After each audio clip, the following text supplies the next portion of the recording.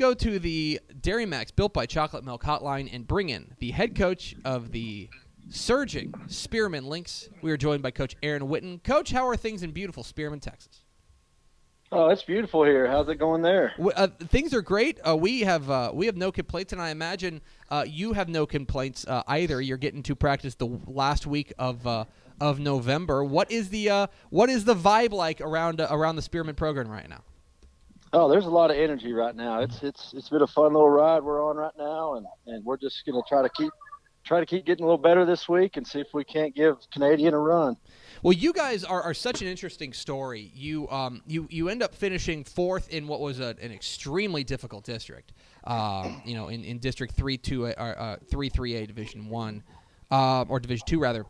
You guys are a squad that actually finished the regular season on a 3-game losing streak, albeit to the 3 playoff teams, to Tulia, to Childress, and to Canadian. But then you go in and you're faced round 1 with unbeaten Cisco. I'm real interested. What was your message to your kids going into that game, knowing you're up against an undefeated team, a team with that's got its eyes on AT&T Stadium at the state championship? What was your message to your kids going into that game? We had a lot of confidence going in. As crazy as it sounds, like you said, we lost 3 in a row, but we knew how good those teams were, and we were up on Childress early, and actually we're up on them with couple of seconds left in the first half, and we was a 7-point game at halftime against Canadian, and we know those are two of the probably top 5 teams in the state in our class, and we hung with them. So we had a lot of confidence going in, and we knew we were going to have to play perfect against Cisco. They were big, strong, undefeated, just beating up on people, and we just kind of hung around, and the ball bounced our way, and we made some plays when they were there and came out on top. It's a remarkable win, and then you guys, no rest for the weary. The next week, this past week, you guys draw Idalou. A really good Idalou team, a team that had been playing exceptionally well all year long. And you guys go out there and bring home another win, a 20-17 win. The defense has really been the thing that has stood out for me about you guys. What is it that has clicked recently as far as the defense is concerned? Well, in both of those playoff games, Cisco and Idalou went up and down the field on us early. Mm-hmm. I think it just took a little bit of time for us to, get a feel for, and they run the same offense. Mm-hmm. They're in double tight eye, just beating you up.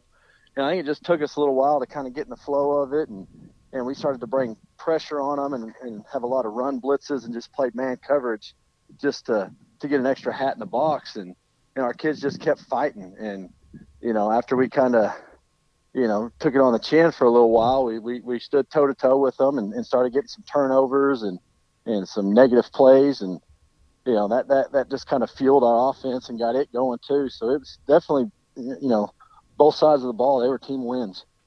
We're talking with Aaron Witten, the head coach of the Spearman Lynx here on Texas Football Today. Get involved in the conversation at hashtag TF Today. I do want to ask you, because you guys end up winning on a game-winning field goal in overtime over Idalou.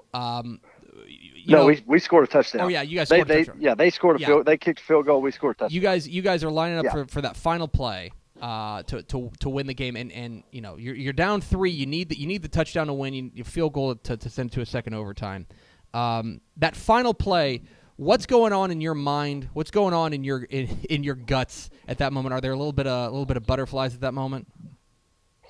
Yeah, I mean, definitely when when they kicked the field goal, we had a lot of confidence that we were going to score a touchdown. So we kind of jumped in some different formations that we hadn't ran much of during the game to try to catch them off guard, and we got down there on the goal line, and we just knew we had to be smart and run right at them. We couldn't try to go wide or anything. We just didn't want a negative play because we were on the 1-yard line, and our sophomore receiver that we kind of move around, do a little wildcat stuff with. He's done that for us all year, and we put the ball in his hands, and he's got a nose for the end zone, and Idalou kind of stuffed it, and he just fought his way in there and got the ball over the line. So then you guys are, there's a lot of guys who've been key for you guys, but the guy who stands out to me is your quarterback, Rhys Shields. He was especially good in your win over Cisco, and more importantly, it seems like he's a guy that you can trust out there with your offense. Trust him to go out there and make the plays that you need to. For those who may not be familiar with your outstanding quarterback, Rhys Shields, what can you tell us about him? Well, he's super smart.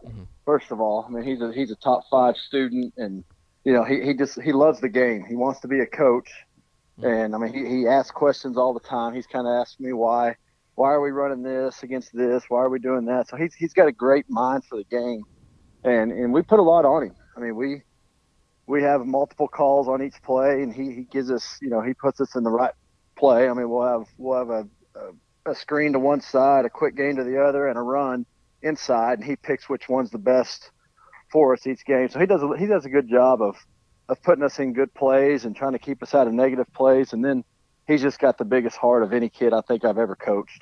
He makes some plays that, his body type and his speed shouldn't make, but he does it anyway because he just fights through it. So he's a special kid, and he is far and away the reason that we're still playing right now.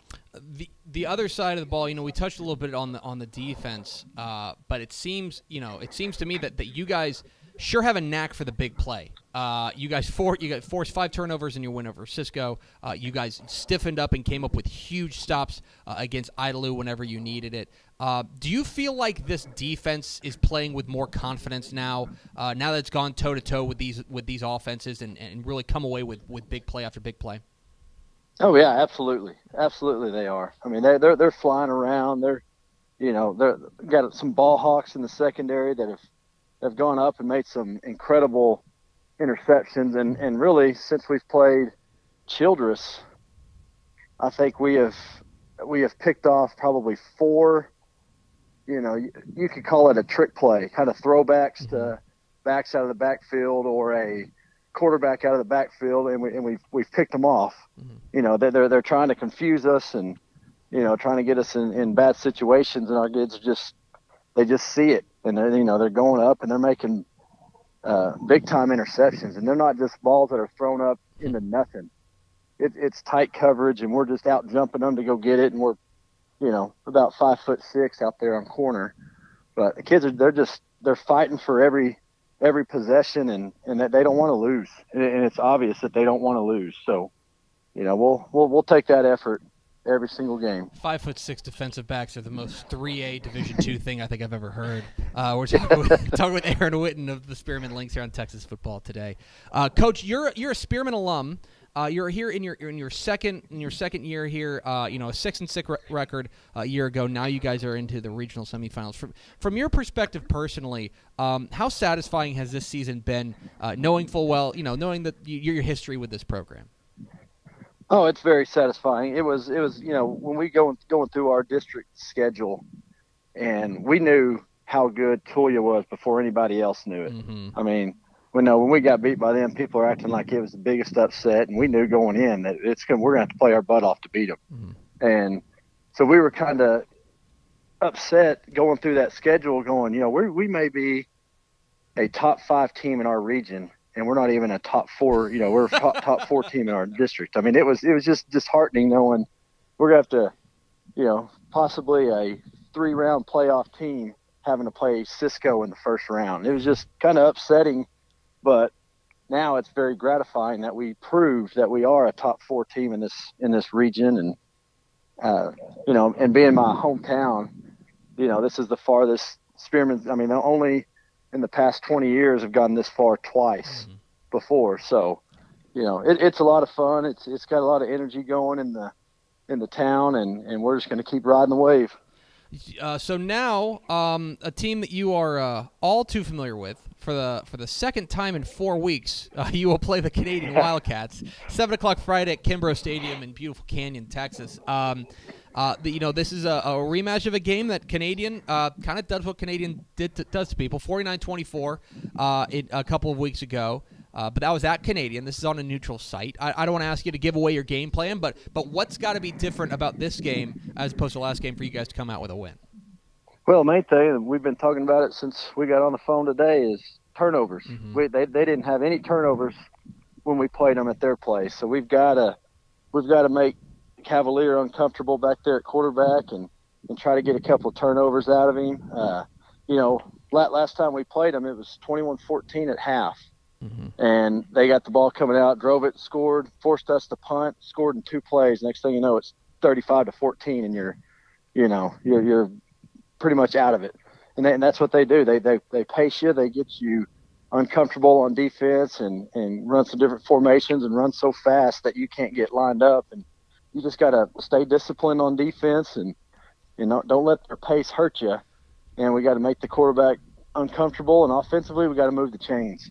We did a good job of putting together some drives and scoring on them. Scored 24 on them. We're gonna have to definitely be up in the 30s and 40s to play with them, because they're going to score that much. So we got to be perfect, and we've got to make them do some things they don't want to do and turn the ball over. And finally, we talk Aaron Witten of Spearman here on Texas Football Today. Coach, I can't help but we need to ask you about your home life too. You are outnumbered grossly at home. You are playing zone defense like nobody else. You've got your beautiful wife Sarah and 3 beautiful girls, Lainey, Sophie, and Jolie. So 4-on-1. I'm real interested in what this time of year is like for you at home. As you're running around, I'm sure the girls are really excited. But what's the vibe like at home this time of year? Oh man, right now they're all super excited. I mean, it's a lot of fun, and they let me know too. I mean, if we don't play good or something, they're the first ones to tell me. So when it's going good, it's good here. When it's going bad, they let me know.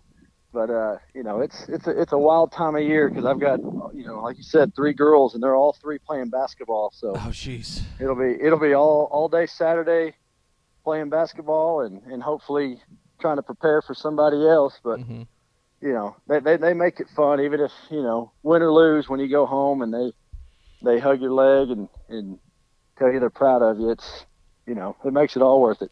But they are your harshest critics, is what you're saying. Absolutely. Absolutely. He is Aaron Witten. He's the head coach of the Spearman Lynx. Coach, really appreciate your time. Congratulations again on all your success so far, and go get him on Friday night.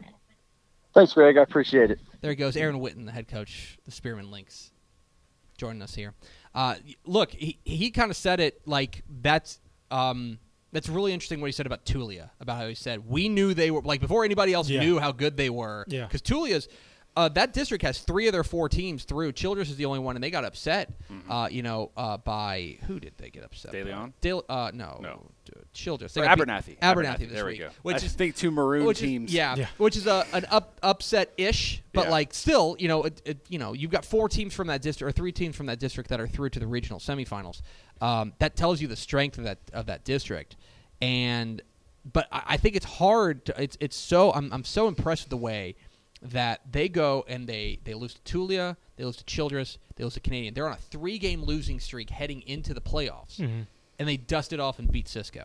Like, that's really, really tough. And then the next week to come out and beat a good Idalou team in overtime is gutty as well. So, look, Canadian's going to be a favorite in that one, I think, because of what they've done all year and because they won the first meeting between these 2 teams a year ago. But and I know Coach Chris Ketting's not going to take this team lightly. I know he's got a lot of respect for them. But I would expect a war. I think it's going to be a lot of fun out there, 7 o'clock Friday night at Kimbrough Stadium in Canyon, Spearman and Canadian. We appreciate Coach Aaron Witten hopping on with us.